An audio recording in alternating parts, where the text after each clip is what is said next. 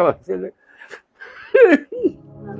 মাগো তোর বুকের মানিকার আসবে না, বাহির দুয়ারে সে মা ডাকবে না।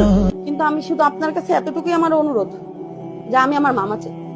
আর কোনো ভাগ্নির মামা যেন না আমার, যে আমার বাপ নাই। আমার মামা যদি না থাকতো আমি মরে যাইতাম। যে আমার বাঁচাইছে তার জন্য আমি 10 টাকা খরচ করতে পারি না।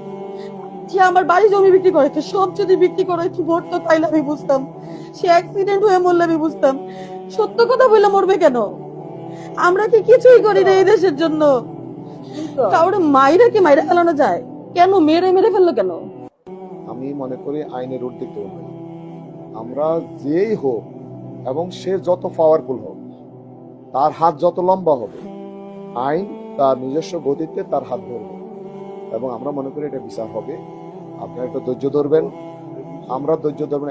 একজন খায়রুল হকের জন্য আমরা তো নতুন বাংলাদেশ সৃষ্টি করে নেই। হাজার হাজার যুবক যাত্রাবাড়িতে জীবন দিয়েছে, আবার নতুন করে খায়রুল হকদেরকে জীবন দিতে হবে কেন? এটা তো আমরা কখনো সহ্য করব না।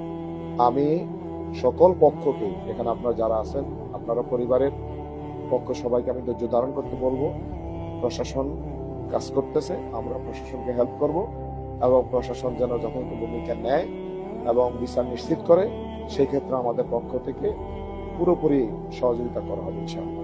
আপনারা তদন্ত করে দেখেন, মিডিয়া আছে, প্রশাসন আছে, সবাই আছে, আপনারা আছেন, আপনারা তদন্ত করে দেখেন আসলে কি তার চাঁদাবাজি নাকি। কারণ আমরা কিন্তু অনেক রেকর্ড পাইতেছি, ওনারা বলতেছে ওনারা এত খারাপ যে ওনাদের বিরুদ্ধে কেউ কথা বলে না। আবার এটাও বলতেছে যে ওরা অল টাইম নেশাগ্রস্ত অবস্থায় থাকে।